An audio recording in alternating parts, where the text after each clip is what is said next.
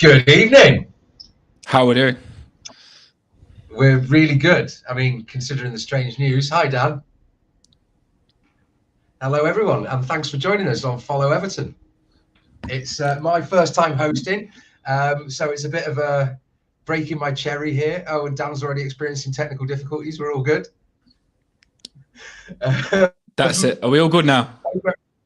Yeah, we're all good. How are you, Dan?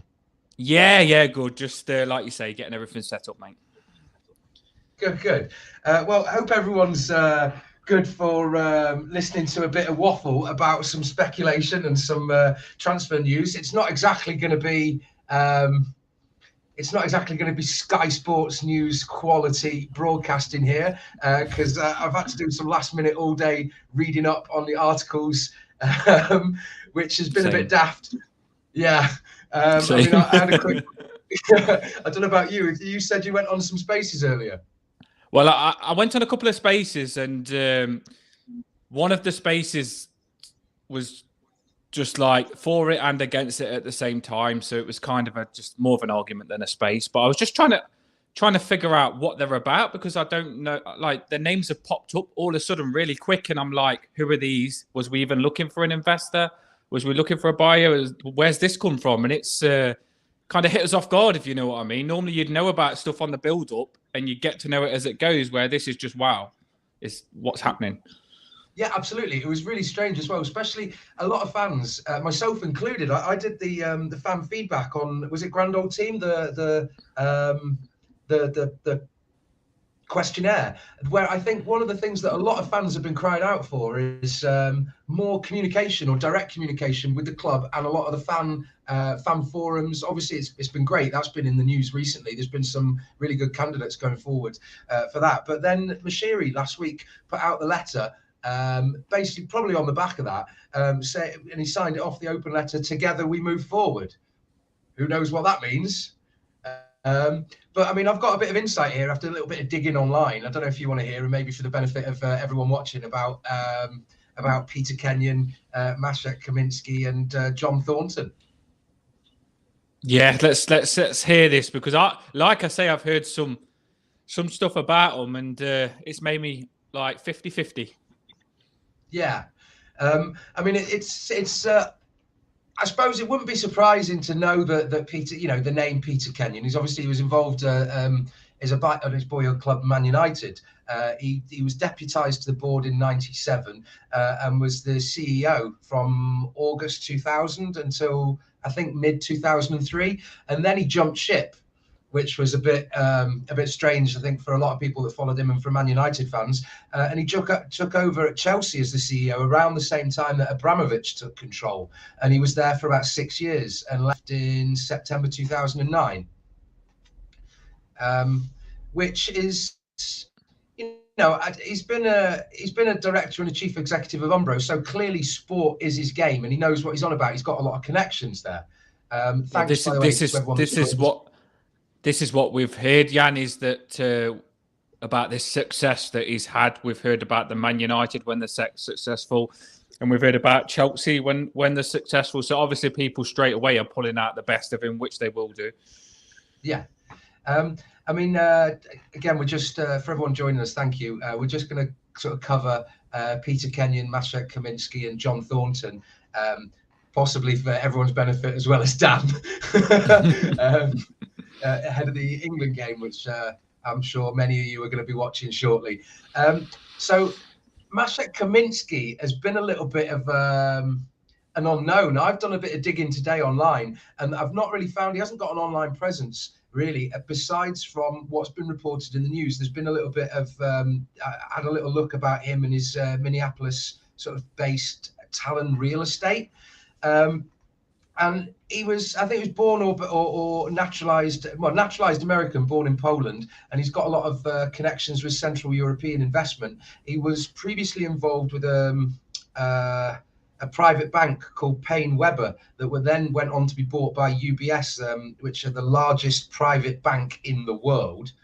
So clearly he's got a lot of financial understanding and nous there, which we will. I think if Dan, you don't mind, a little bit later, I'll touch onto that into potentially, it's all purely speculative, but maybe what's been going on behind the scenes with Moshiri and his links with Usmanov. But after Payne Webber, he then went on to join Piper Jaffray, who were an investment bank that focused on mergers and acquisitions. And they're based in Minneapolis, which is where he's at there. So I don't know if he's still involved, but they were considered in the US one of the 50 most trustworthy financial companies to work for. They were voted in the top 50 in both 2015 and 2017. So that's a positive from our point of view. See, I'm taking this all in, Jan. This is all new to me. You're my Google now. I'm looking up these people, and you're telling me what they've done. Okay, cool. Bang on. And in 2014, there was a financial journal called Mergers, or there isn't a financial journal called Mergers and Acquisitions. This is all incredibly financially based. And they were voted the investment bank of the year. So, clearly the guy knows what he's on about. And between 2012 and 2017, the company that he was involved with were repeatedly awarded gender diversity recognition for having more than 20% of the board comprising women. So certainly with Denise Barrett-Baxendale, her ties in the Everton in the community, I think that's possibly a step in the right direction for Everton and the inclusivity and the close work that we do with Everton in the community and Rainbow Toffee. So there's positive signs there, if a little bit. You can never really get to the bottom line of what the bottom line is in finance, especially when there's so much money involved, because people protect their assets. Now, John Thornton, I think I'll leave people to go away and talk about this because he's had ties with being involved in a lot of investment banking. He's built up relationships with, among a lot of other people. Nelson Mandela is obviously a positive, but also the president of China and Donald Trump. And some people may see them as, nepotistic or cozy relationships, but you could argue equally that they're relationships of necessity when you've got the political front of being what it is. Especially, I think it kind of leads on to what I'd like to talk about, which is, the sort of political or economic climate of why it's sort of maybe emerging that Everton are in talks at the moment, because Moshiri has got 94% control in Everton. But it does kind of raise the question that maybe he's distancing himself. There's a lot of speculation here. Maybe he's distancing himself after 500 million plus pounds worth of investment and some absorbed losses. And now that there's future revenue streams and the asset of Bramley Moore has been secured, maybe he wants to quit while he's ahead and he's going to make a small profit. Maybe he doesn't want to risk a relegation battle next season, as some people, I think TalkSport came out today and said, we're 9-2 to be involved in a relegation battle next season. I did read that as well. Yeah. Maybe he doesn't want to see his assets shrink. Maybe it's a bit of a fan reaction to the sack the board, and maybe he considers the club a bit of a poison chalice with the financial fair play requirements for us to provide assurances that we're going to be able to comply with regulations. Maybe there's a fear that there's going to be a fan protest or some sort of boycott, and maybe he wants to avoid us being another Derby or Sunderland, Leeds, or maybe, and this is what's come up in maybe some private conversations that I've had with people, maybe it's to do with the hearsay that Usmanov is really the one pulling the strings, and him being sort of by association with Russia a bit of sort of economical, political and footballing dynamite, and it raises questions over who's actually pulling the strings. I don't know if you've got any thoughts on those, Dan. No, that the last one you said, that's what a lot of people are hitting. Like you said, once he's gone, you start to think like, because I did read an article saying that they was going to bring in someone else, that Moshiri needed someone else by him to replace him. So obviously what he was doing was needed. So at first, when I heard this news, I actually thought that the guy that's coming in is going to partner Moshiri, which I was quite happy about, and we still don't know, do we? I was thinking Moshiri might want someone to partner him, but now it's looking like sell. But we still don't know whether this is true, do we? But like you've just said, the relegation battle, it would be probably a perfect time for him to go. But I was thinking myself, we wasn't going to see Moshiri leave, because a lot of people have always said it. You probably heard it loads. Moshiri wants out, but he won't go until the stadium's done. That's when he's going to get the most he can get. Romeo's just put up there. Thanks, Romeo, for that comment. It's kind of what we've been touching on. It's good financial understanding there that, you know, once he's got the asset of the club, he says Moshiri accumulating shares and building the stadium makes the club easier to sell. He won't lose any money overall. You know, that's a comment on maybe his financial take from that, and also the fact that it might make the club a more saleable asset when there's the definite stadium. Now that if he's sort of securing funding, and it's certainly more concrete now that there's a literal or tangible stadium being built, which guarantees an increased revenue stream. And I mean, keep your comments coming as well, because me and Jan, we're learning on this as well. So if you've got anything to tell us, we'll read it out, and we're interested to know what you think as well.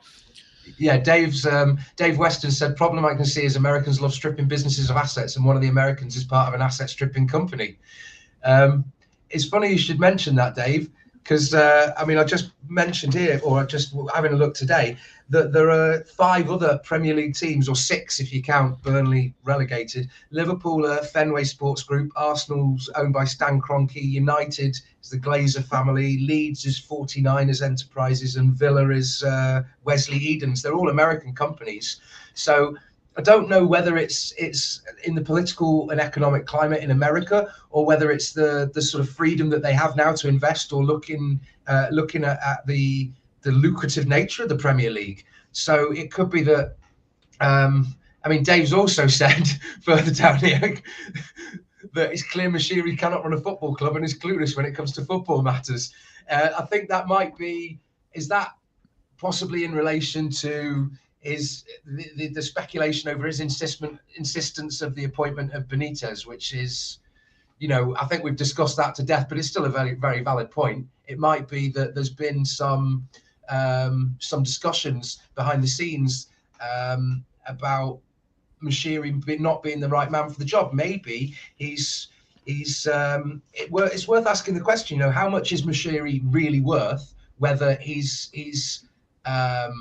the agent for other financiers, or on his own, how much expendable income, how much of his wealth, if it's a third or, you know, or something, or a considerable amount has been divested in the club, if there might be quite a lot there and he doesn't want to risk it. And then that raises the question, how much can he afford to lose if, you know, we're not.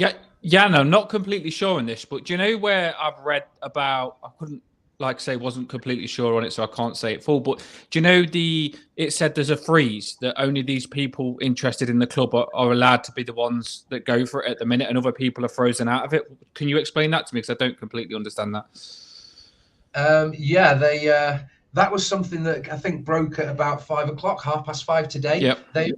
They've come to some form of agreement, which I guess is in some way legally binding, where they've got exclusivity agreement. So I think that shows an intention that the club want to progress. Now, if it's in good faith, what that means is Peter Kenyon is heading the consortium as somebody who's done this before, because he's been involved with what was it?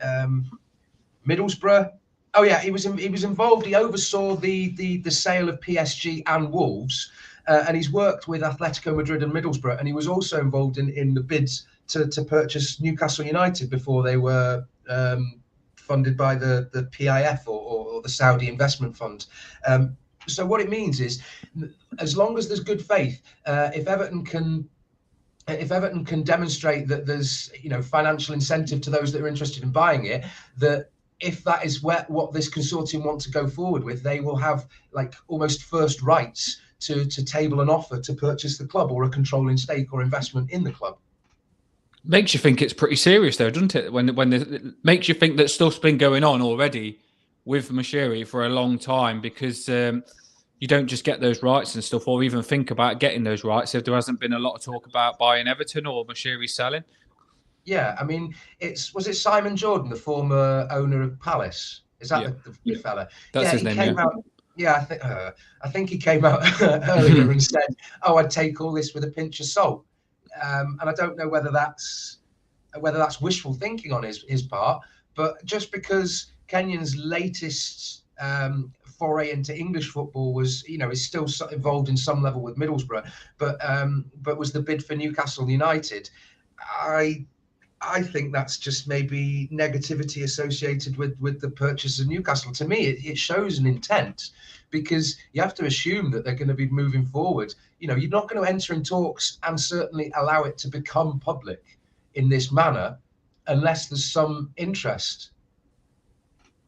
I don't know. What do you think? I don't know what the word is. Just confused with it all, because do you think it's a good thing or a bad thing? I know that's a simple thing to say, but you've got to get to the point.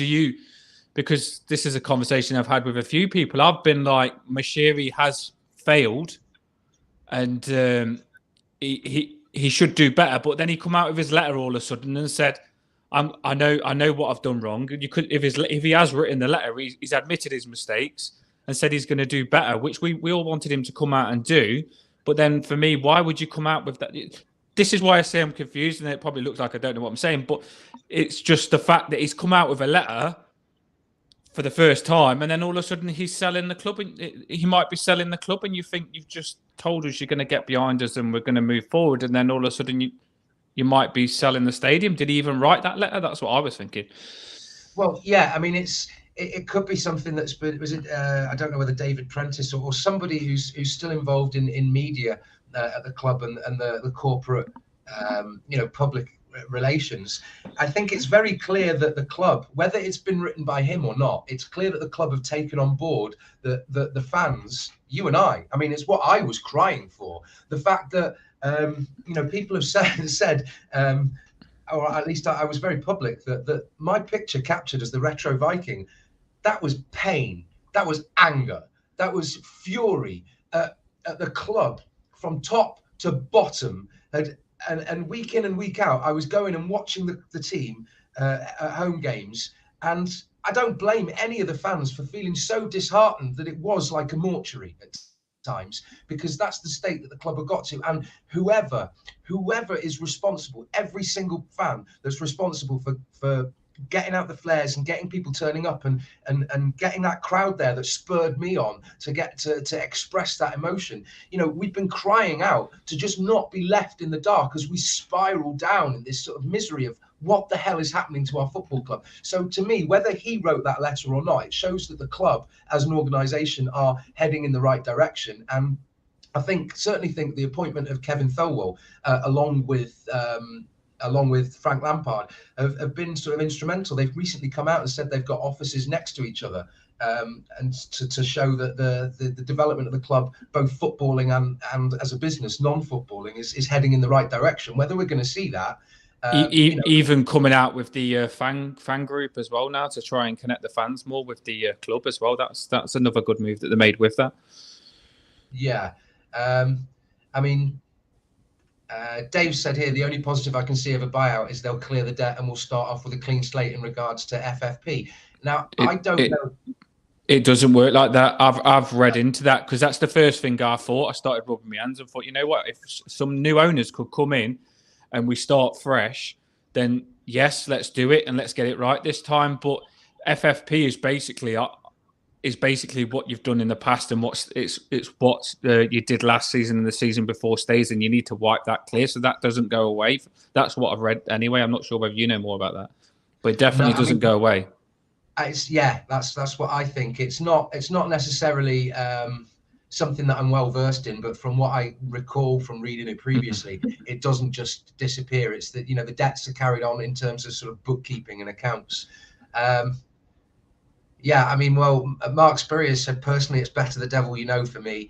I don't know whether a lot of fans are going to forgive Moshiri for the situation that he's got us into, just in the same way that I think a lot of footballing mistakes and things that have sometimes been beyond the board and Bill Kenwright's control, he's ultimately got a lot of the flack for our performance or lack of progression. I don't know what you think about that. You've got to blame Moshiri for not doing well, because I know there's loads of other people to blame as well, but Moshiri is in charge for me. he is the person in charge. So he picks the managers. So when he come in, when he first come in, he could have picked the sporting director. He picks who the sporting director is. He could have changed the academy. He is in complete control of Everton. So whatever situation we're in, the fact that he spent 500 million and we're in a relegation battle, and shows that he's come in as a businessman and hasn't done well. Like I always hear, basically, whenever we've needed money, he's gave it us. True. I like that part of him. I really do. He said he's going to do something with money, and he's done it. Same with the new stadium. He said he's going to get us a new stadium, and it looks like we're going to get the new stadium unless something budges up with these new owners or something like that. But whatever he's done money-wise, he's delivered. But it's not just about that, is it? You can't just be nice to him and say he's tried. We need to be successful. This is where what my part that thinks, you know what, we do need better. But there is also that big part of me that thinks if these new owners come in with a bad reputation and bodge up and don't do what they're supposed to do, don't give us the money that we need going forward when we get the new stadium, then the grass might not be greener on the other side. Yeah, I mean, Dave, I'm taking this on trust here. Dave Weston said he's coming out with loads of comments. Usmanov and Moshiri were not allowed on the board at Arsenal. Whether that was not allowed or they just weren't, and were purely just financial backers, for me, that speaks volumes that they weren't trusted. Now, I don't know if it's whether they weren't allowed or whether it was to do with, is it Stan Kroenke? Was this before or after? But I don't know. I mean, the fact that we've got, as you say, the fact that he's given us money whenever we've asked for it, you've also got to, I suppose, balance that out on the fact that if we don't ask for it, performance declines and his assets depreciate. So it's not necessarily out of the goodness of his heart, but to protect the money in his pocket. I don't know. That is true though. That's why he made that big push with Carlo. That was his last try for me. That was Moshiri going for it, where he thought, right, I'm going to get Carlo and go all out, put his money down, and then I'm going to try and get him to. I'm going to pay loads of money out, try and get him to play Champions League. And if we got Champions League, then things might have been different. We started that season off really well, but it didn't happen. And after that, it was kind of like he put all of his eggs into one basket there to make us successful. And then FFP come in and everything went wrong, didn't it, for me? I mean, I think it was incredibly unlucky. I don't want to necessarily get into this too much, but the nature of Ancelotti's departure, you know, I don't think you can begrudge the guy, you know, leaving in the way that he did. Because it's reminiscent of Wayne Rooney going to United.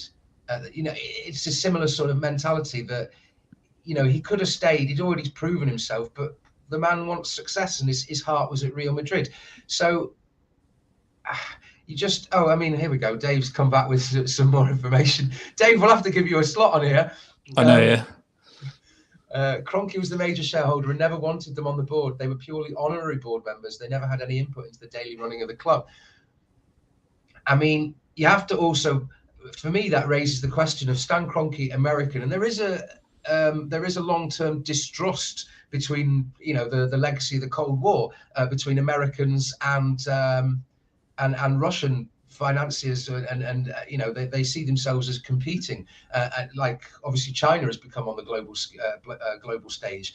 Now, I don't know whether that then means, because I was talking about Kenyon's involvement in Chelsea, which coincided with Abramovich, and how there was talks that Abramovich, I mean, it's speculation perhaps that Putin wanted to own a Premier League football club to maybe legitimize himself or sports wash. Now, you know, I don't necessarily want to go into it too much because I don't want to cast any aspersions on Everton. They tried to distance themselves from Usmanov,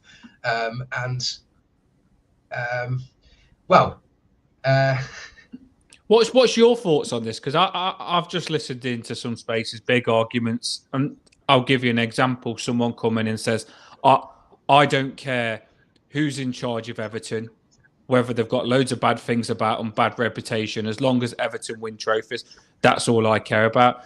And I'm the same. I'm thinking, yeah, I do want Everton to win trophies, but I don't want to give Everton this big bad reputation and just be like that greedy sort of like, I don't care, I just want to win trophies. I want to do it the right way, because I still think you can get the right investors and still win trophies, but you've got to try and do it the right way for me. I don't like this greedy, do whatever it takes just to get trophies and get a bad reputation, because we don't need to do that. There are other ways about it. For me, that's what I thought when I heard the person say that anyway. Yeah, no, I completely agree with you. I mean, people may think that I'm getting up on a high horse here, but I'm a bit of an eco lefty, all that kind of thing. You know, save the dolphins, hug the trees. You know, shag a badger. Well, not really. No, that's what is it?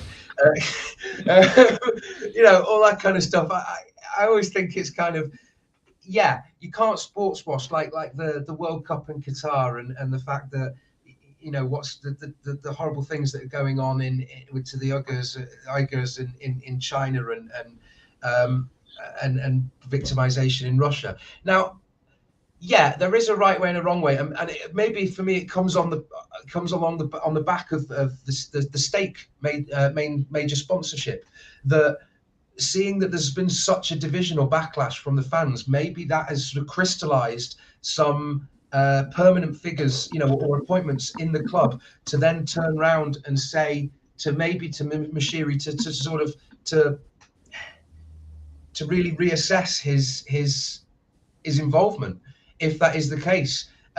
You know, because he's been involved in some organizations, although he's British Iranian, that he's been involved in mining and metallurgical and telecoms that have a lot of links with Usmanov's companies and a lot of Russian companies. Now, yeah, to me, it would be a bit of a red flag, because you don't know what the backlash might be from the media, which might sour a lot of refereeing decisions or for instance, the board. I mean, it's so strange that the Premier League board acquiesced to the purchase of Newcastle United.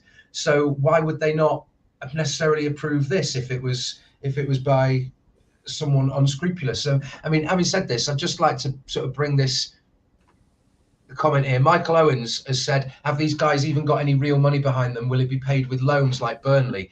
Which is a very, using leverage loans is not the way I want to go forward, because that's like but that's what I was just going to say. And a lot of people are looking these people up and they're saying they haven't actually even got money.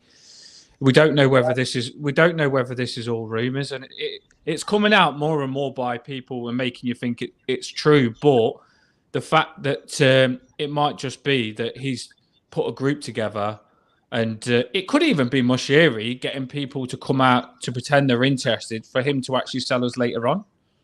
Yeah, I don't know what you think on that.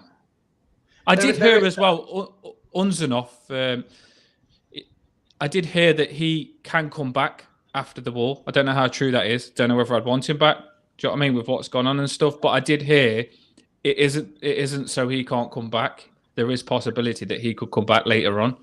He's not been banned. I don't know. I mean, it could be as simple as Moshiri wanting to relinquish or relieve himself of the entire burden of the football club and looking for a co-investor to therefore be part of a consortium of owners of Everton Football Club. You know, maybe he'd retain a majority stake, or maybe it would be, you know, a collective organisation that Peter Kenyon is looking on organising purely for the ownership of Everton Football Club. You don't really know, but people have been saying this. But this John Thornton, which I said people can look into, he's got a long career where he's got multiple degrees. He's got in private and public management. He's got a degree from a university. He went to, was it Oxford? He got a degree there, and by seniority it became a master's. He's head of a department at Beijing University. I mean, I know Liverpool University actually have a connection with the universities in China as well. So there is obviously there's a very old and long established Chinese community in the city itself.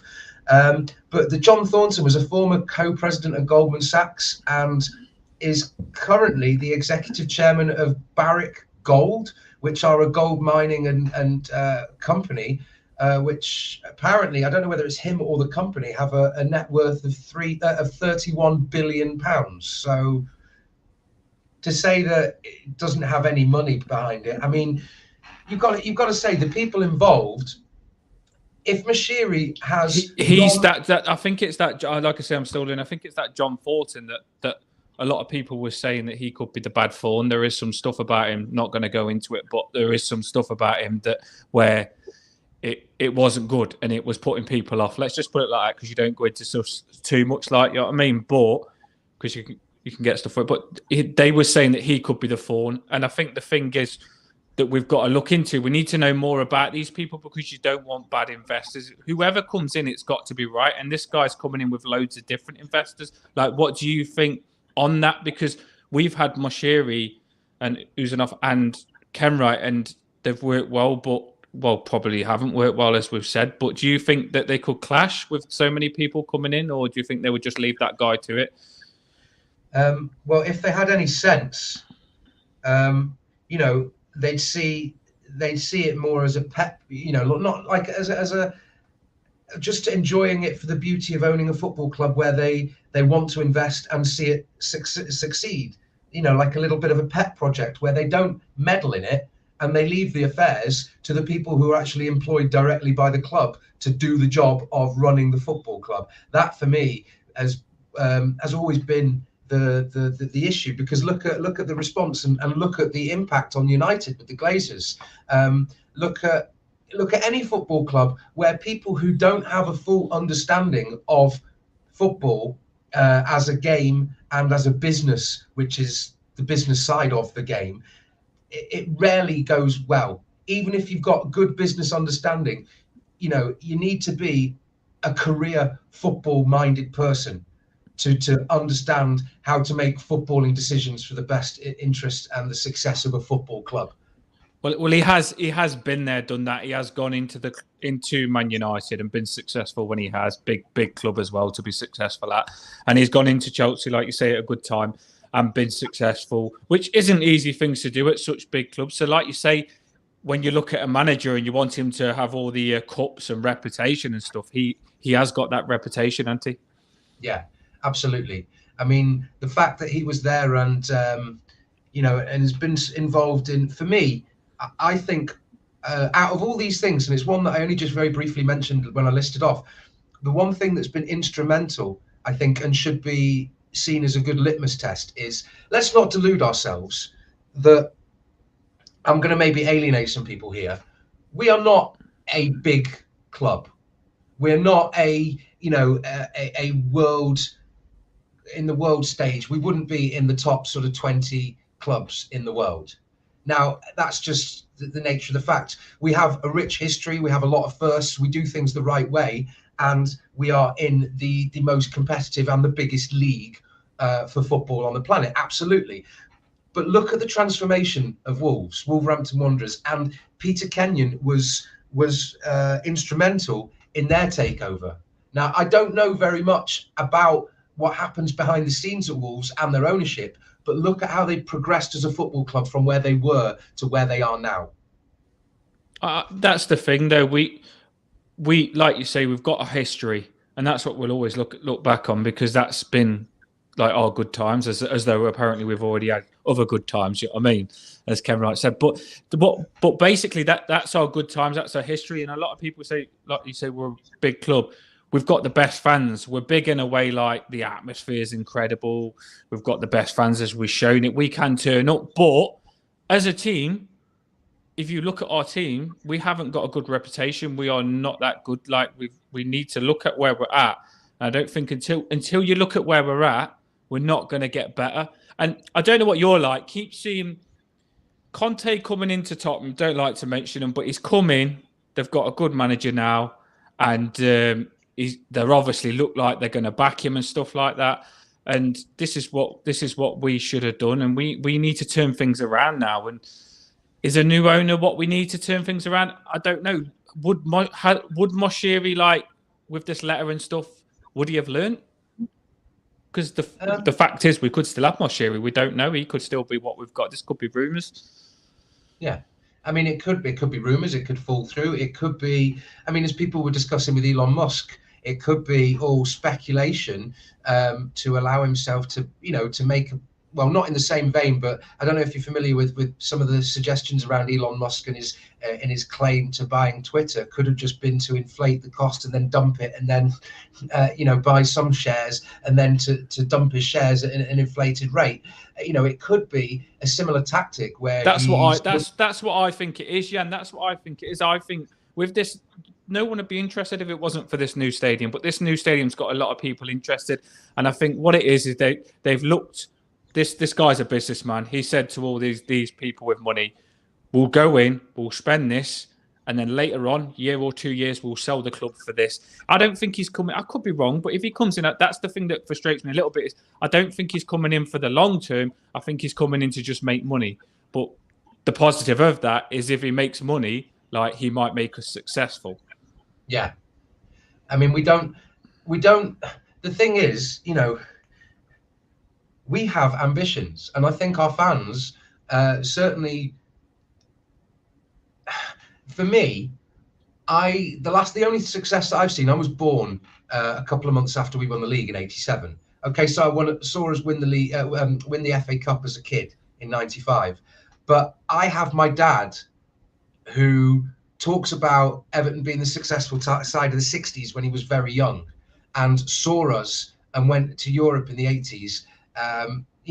And the success in the winning league, and then it was downhill from there with European ban and the sort of cozying of several clubs that were instrumental in setting up the Premier League in '92, and those involved, and etc. etc. Now, because of that, there's an atmosphere from fans of my generation and younger that comprise a lot of the vocal.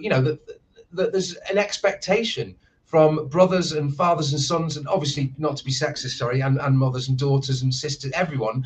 But the generational gap is that we still have this yearning for success and to win, not just to progress, but to succeed. And so it's all well and good saying we're going to move on. It's like the argument that Arsenal have had, although they had some successes, around the late '90s and early 2000s. It's not enough, and us finishing in 4th or 5th is not enough. We want to win, the odd cup. We want to get into Europe. We want the chance of being in a European final. We want to consider ourselves in contention.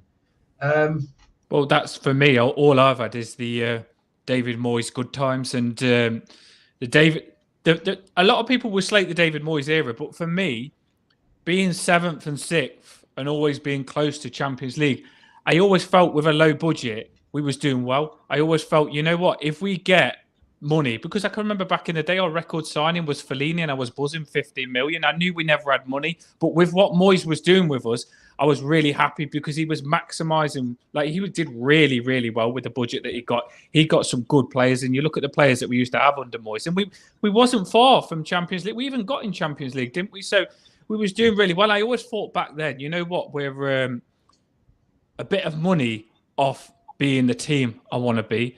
And then later on, down the line, we get the money and it's just crumbled. Like, you look at last season where we are, we're not in 6th position and only need to add a few players to be where we need to be. We're starting from scratch, basically, ain't we? Because we've just been in a relegation battle. So we're literally starting from scratch. I do see us going forward, but do you feel that the plans are in place to move us forward? I just want to briefly, for everyone who's just joined us or has joined us a bit late, thanks for joining as well. Please do subscribe. I just want to say, Right Tech commented there, how is he going to afford, how is Peter Kenyon going to afford a Premier League Cup? Now, I think it's him with his expertise and previous experience in that, with PSG, Wolves, and Man United, Chelsea, and being involved with Atletico Madrid and Middlesbrough, and spearheading the bid. I think it's his expertise in collating a group of potential investors. I think that's how he's been involved in this. So I don't know whether it's him necessarily from a financial point of view, but I think it's him from a footballing and business point of view. Now, sorry, Dan, you just asked. I seen the comment as well. Everybody keep commenting because we come on these to get people's views as well. We'll try and read all your comments out because we want to hear what you think. We're all in this together, and we got this announcement, and we're putting out what we think, and we want to hear what you think and participate in this channel with us because we like your comments and stuff like that.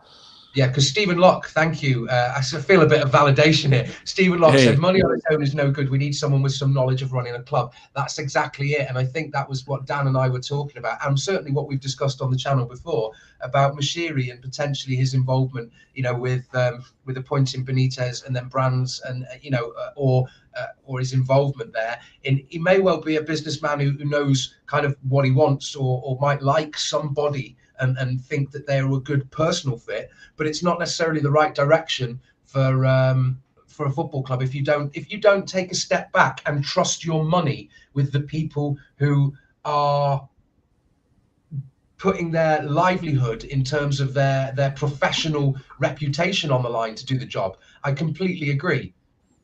Well, do you know what I would have liked? I know you shouldn't say people to go and stuff, but I would have liked for him to have, for us to have got the news and said Moshiri is getting this guy in, not with his investors, just under Moshiri, and Moshiri is going to be the money and he's going to sort the club out. I would have liked that to have happened because it seems like he's got all the knowledge. Like he's done it with Man U, he's done it, and he seems like the right man to sort us out. And everybody's happy with his criteria, but I think it's the investors we're worried about. I don't think we would have liked to have brought them in together. For me, and if it come out that they are in together, even if they was 50-50 or something, or he just took Ken Wright's role and Ken Wright said, right, I'm stepping back now, when he's come in, I think that would have been bang on, but I don't think it's like that. It's either a go away or not. I mean, I think the middle ground is Aaron, sorry, I don't know, says Moshiri surely won't sell because it's a good point. If he's got an investment and there's a potential future revenue stream and he doesn't see it as too much of a risk if we're not involved in relegation football, he said, surely he won't sell. Hopefully, if anything, they partner up and take some of the pain away from the money he's already lost. It's a very good point. Maybe that's what I would like. Yeah, I like that. So maybe see he drops his shareholdings back down to the 50% mark, or maybe even goes in a three-way split with. Dave again. Dave's been watching from the start, Dave. Loyal. That's what we like. Viewer here. I think that could be the problem with him being a successful businessman. He never expected to be losing or investing so much of his money and expected a return on his investment. Absolutely. I mean, I know people say you've got to speculate to accumulate, and I think that's what he's doing in sort of the long-term plans and growth and giving us the framework to do that with Bramley Moore, which for me, I think that is a literal and a metaphorical foundation to guarantee, footballing and financial security for the club going forward. Also, just like to give this opportunity to give a great big shout out for, is it Barry 1878, who's been doing those fantastic drone videos every week that, step in the right direction. The club have listened again to the fans and supported this guy directly, and they're taking edited videos of his stuff and putting them up on their social media pages. Fantastic. Like you say, it's nothing to do that as well, and it just gives us more of a view of what's cracking and stuff like that. So it's good that they are connecting with us. Some things are going good, some things are positive. They are making moves to connect the fans with the club more and stuff like that. So there are some positives out there as well. Jonathan Ricketts has said that was the rumour, an investment, but since then it's become a full takeover and not an investment. But then again, if we're not privy to the details of it, how do we know that it's not just tabloid and journalist speculation? Because obviously Peter Kenyon might have been instrumental in takeovers and sales, and that's just they're assuming that that's what his involvement is, rather than a partnership investment. You could even get Moshiri, like him come in with his investors and say he wants to buy the club, and you could go get Moshiri that goes back at him with a deal saying, I want you to come in with me if he wants to stay, and we'll partner together and we'll do it together without the investors and stuff like that. And he might be tempted with that deal. There was business to do on both sides, isn't there? Because Moshiri is in charge of the club and he can do what he wants. It still is in his hands, if you know what I mean. I want to table a very scary possibility that I immediately shut down, but based upon all this speculation, I'm going to throw out there. I wasn't going to mention it, but what of the possibility that Moshiri or the investors? I mean, if it was me and I was Moshiri, I'd opt for the stadium and not the club. But what if they're looking to do some form of split of the football club / business where one group own the football club and the other group own the stadium as a revenue, and you know what I mean, and try to do some financial finagling. But what's this like? The fans own the club. The fans pay. What do you understand that? Sorry. Do you know where I read something, didn't understand it about the fans paying for the club? What was they on about then? Do you know? I didn't understand it. To be fair, you mean like sort of public ownership or like the fans own the club. That's what I read. I was like, that's never going to happen. Do you know what I mean? That's just wishful thinking.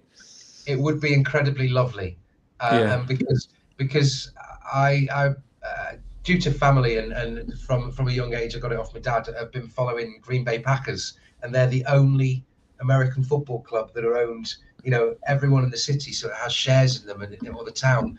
It would be fantastic, and it's the same as German football clubs, aren't they? It's 50% plus one share have to be owned by members of the public. Like you say, it's a cracking thing if you own your own club, but it just seems like a massive mission of a thing to do, doesn't it? Yeah. Aaron said again, to corroborate what I said about Barrick Gold, that 31 billion. Yeah, and Peter Lackey. I know I am. Yeah, but I've got a fiver. Yeah, I mean that might get somewhere. We've got a lot of fans. We've got the best fans. We can buy anything. Here's one for me, Jan. I don't know what you think, but the problem, like the way the fans connected at the end of the season is incredible. It's going off them, the owners, is incredible. But do you think, in a way, it's buggered us up a little bit where some fans are trying to get too involved in the club? Like, for example, they're moaning about too much now. Do you think like we should just get on with it or not? Do you understand what I mean, though? Like, I've seen a lot of like toxic stuff, people moaning, people clashing, groups clashing, and stuff like that. So I'm not saying fans get into it. The fan needs to connect with the club. You know, I said that's amazing pop. But what I'm saying to you is, like, because there's loads of different groups, people want to connect with the club, but they're all clashing because people are connecting more than others, and they're not liking what other people are doing. So it's over this window. I don't know whether you've noticed as well. It seems to be a bit toxic, where you wouldn't think it was toxic because the fans was more united than I've ever known them. So it's kind of weird how it's gone like that. But for me, I don't think that was true necessarily unity, because I mean, look at the fan base. You know, if somebody didn't tell you, if you were in a pub and you had an argument and you didn't know that they were, you know, a blue and you weren't wearing your football shirt, you get into an argument with them. But odds are, if you happen to be there wearing the same football shirt, you know, both wearing an Everton shirt, you'd probably make allowances and go, oh yeah, okay. So I think for the end of the season, people were looking at the bigger picture and going, Jesus Christ, we love this club. And it's not about the board. It's not even about the players. You know, I mean, my granddad in his old age, and maybe it became a bit cynical and jaded with football, he used to say, God rest his soul, he used to say that footballers these days are just hired mercenaries, you know, fulfilling their contracts.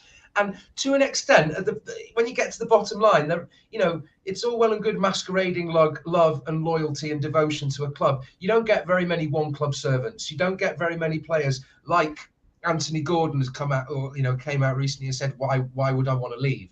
Now, for me, it's that kind of mentality. And certainly players like it came out with John Joe Kenny. Like, I wish him all the best. And people were saying, oh, he's not good enough. But what people talk about is what's often difficult about managing a team of 30, 35 footballers is how to manage the egos when you can only pick 11 starters, you know, or 17, 18 players that are on the first team sheet on the pitch and on the bench. Now, if you've got players that are happy to be squad players, absolutely. Now, I think if you're going to have, in the same way that they're all pulling in the same direction, it's not just for their careers. Sometimes you get players who realise that that's what they're happy for, and they're happy, genuinely happy. Do you know what I was like with Kenny? I was like, I didn't want to, basically. I thought move him on, he's not good enough and stuff like that. But then, do you know when he come out and he declined a contract, I then could see why they gave him a contract, because I thought, you know what, he's got some character. And I think Lampard and Cole thought, you know what, I can work with him, because he wants to do. He's come out now, and Kenny's come out and basically said, "I want to play football. I want to do well. I believe in myself." And I respect him now for what he's done, and I really hope he smashes it wherever Kenny goes, because that's what it should be about. It should be about playing football. You should have passion to play, and you should want to play football. These players that want to sit on a bench and just watch what happens, they're not footballers to me. You've got to want to be in that 11 doing stuff and be keen to. And if you're not in that 11, you've got to be. Richarlison is a good example for me. This is why I love him. Look at what he's like when he comes off sub. He hates it, doesn't he? He hates it. He doesn't like not playing. And that's how I want every Everton player to be, hungry to play and to show passion. What did the comment say? We're into the England game. We are. I'm sorry. I mean, yeah, we said we wouldn't. We said we wouldn't, but we can't help but talk about Everton. We can't. I tell you what, maybe we should start to wrap it up there, because we are approaching like an hour now, and I'm sure a lot of folks want to go. And is Pickford playing? I haven't even looked, I tell you what, with England, since they had Henderson and Arnold playing in the team, it put me off England completely. So I know they're not playing as much now, but it did put me off them for a bit. But I think I'm more Brazilian with Richarlison at the minute. But I'm not going to hit the Richarlison topic because we don't know what's going on. But England, I'm more Everton. I'm not that bothered about England. But I can't believe on what you've just said, the stick that Pickford gets, because England should have a trophy. Pickford did everything he needed to do to win them a trophy, saved all those penalties. The players let him down, they missed the penalties, and then Pickford's still crap apparently. So yeah, wicked. Oh, it's Ramsdale doing a wonder save. Yeah, Ramsdale's wonder save by just being, a physical being with his legs in the spot where the ball was hit. So that'll honestly, I'm quite happy for, obviously it's disappointing for Pickford, but the silver lining is that he doesn't play fantastic for England because he is a good keeper, and we don't lose him. No, like you say, I don't mind if they all hate him because I love him. I think he's been class. He kept us up as well, so he's not our problem. He's our big strength, to be fair. He's one of our positives, isn't he? So, up Pickford. Sorry, Dave Weston before, by the way, said, ultimately, Dan, every fan, regardless of whether they clash or not, we all want the best for our club. And that's what I'm saying. And that I think is where it came together at the end of the season, realising that regardless of the manager, the players, the board, we want Everton Football Club as an institution, as an object of our love, to not get relegated. I was angry before that Chelsea game. I was angry. I was pulling the badge, looking at the players through those blacked out windows as the coaches approached, saying, how dare you take the piss out of this football club? Look at the thousands of people here and what it means to them.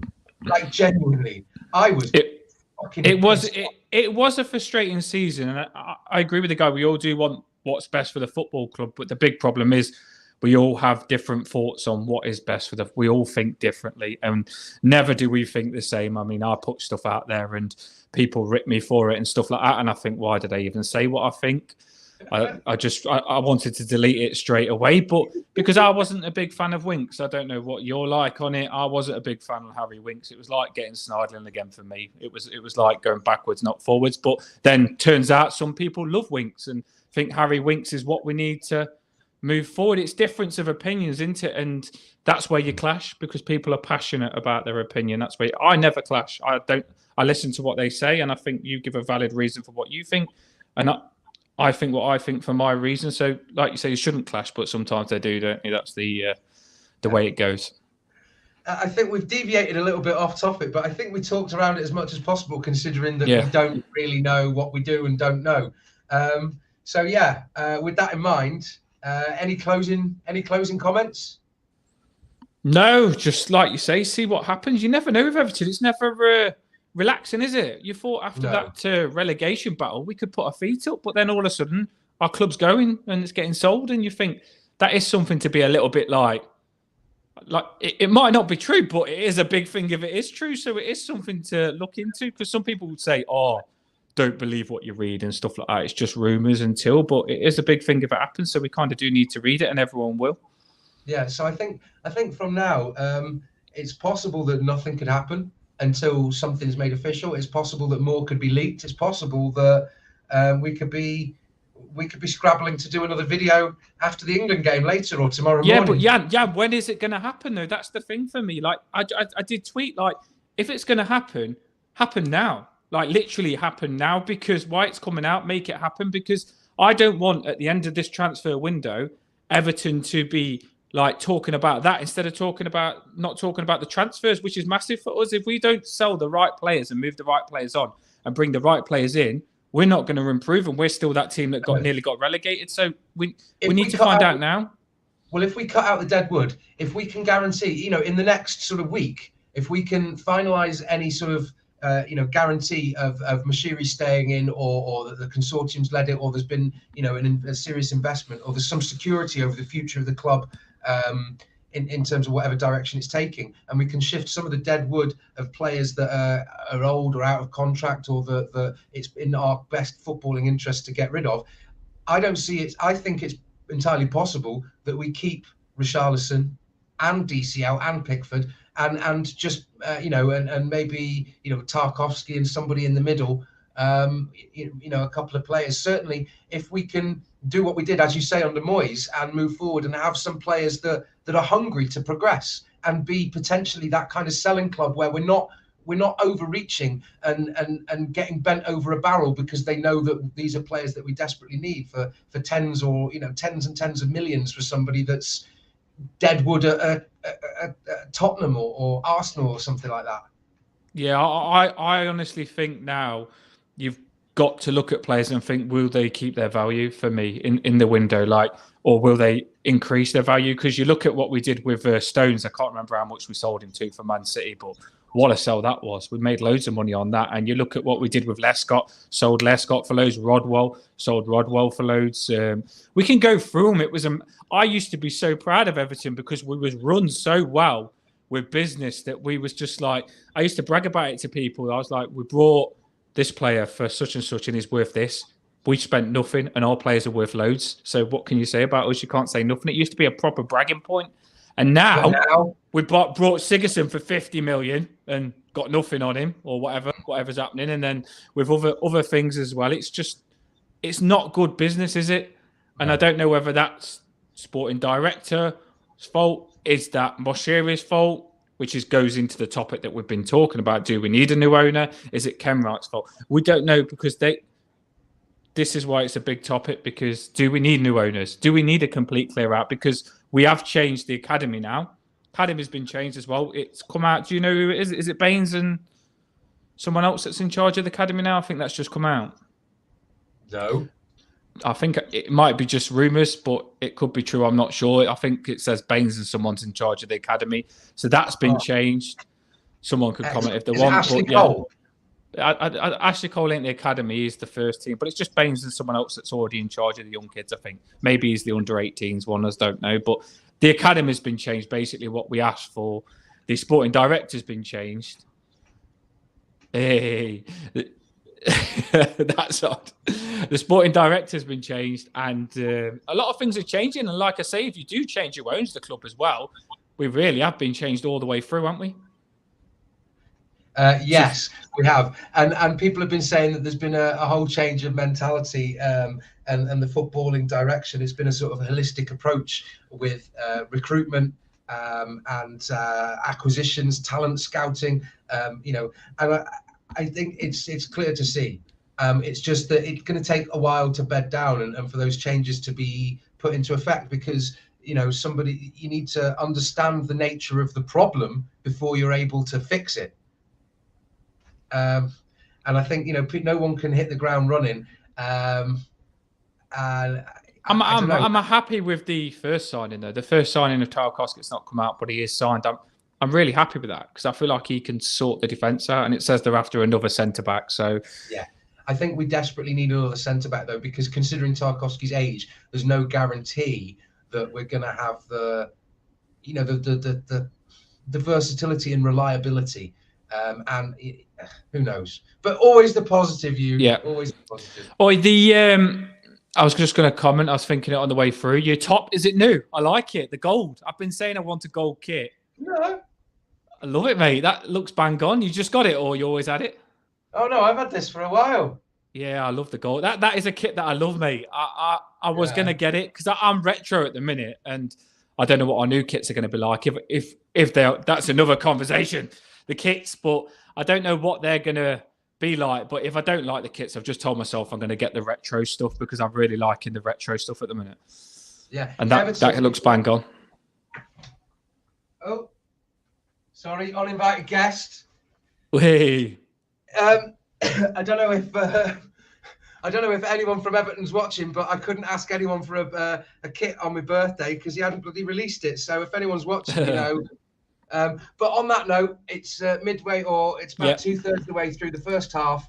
I think we're going to wrap that up there. It's an hour. We'll wrap it up. God bless you, 2019 remaining people for watching. Thank you for. I was just going to say, it's our first time, me and you, as you've already said on Twitch, it's the first time we've done a space together. I was breaking it a little bit because I'm not this cocky person that says, look at me, look at me. I'm a bit like, I like being an Everton fan, but it's all new. But I think we've done well. Yeah. It's our first one together, and I've enjoyed it. So yeah, self-praise is no recommendation, but I think it's... like and subscribe. Like and subscribe. We're probably going to do a few... Ryan's really good at it. We all know that. He's like a professional, isn't he? And he's been doing it for years, so he knows how to do it. But he's put us forward today to do one for him, and thanks to Ryan. And hopefully we can do a couple more. We've got some good ideas, haven't we, Jan? We've got some good things to, like, we're looking at. I don't know whether you want to say a few things that we're looking at doing on it, but... I mean... just before we shoot... Yeah, why not? I think you and I have been talking. We've been in touch with Rainbow Toffees. They'd be happy to have someone in later on in the month because happy Pride Month, everyone. I've had it included on the ticker on the bottom, like Sky News. So it'd be nice if they could get someone on there, talk about the fantastic work they do to make make football a more inclusive environment and beyond the realms of football. But you and I have also been talking with some of the other members of the team, Follow Everton team, Ryan, Stevie, and Babsy, and hopefully getting someone from the club, Everton in the community, in there to host a stream about mental health awareness, just encouraging anybody out there to support each other, support yourself, self-love. That's where it starts.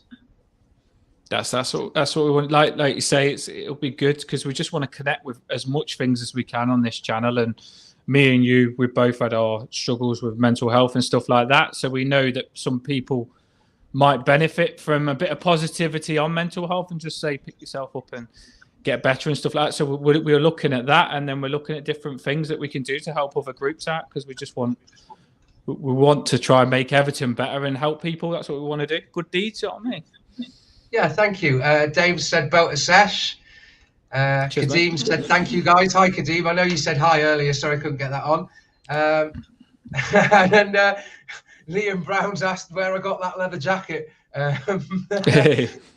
My dad actually bought that on eBay, mate. It's a retro one from the 90s. But I know that there's a retro account. I can't for the life of me off the top of my head think who it is on Twitter. But they have been saying that they've got them for sale. So check them out. Being Evertonian, again, Dave, we'll sign off with that one. Being Evertonian, mental health comes hand in glove. That's what we're thinking. You know what I mean? Everyone. Yeah. We've all experienced it being an Evertonian. Thank you very much for joining us. Thank you very much for watching me on my first hosting of Follow Everton. If you haven't done so already, hit the like and subscribe and watch this space for more videos this month and in the build up to next season. Up the fucking Toffees! Up the fucking Toffees! There we go. Love it. Love it. Absolutely love it. Up the top. See you guys.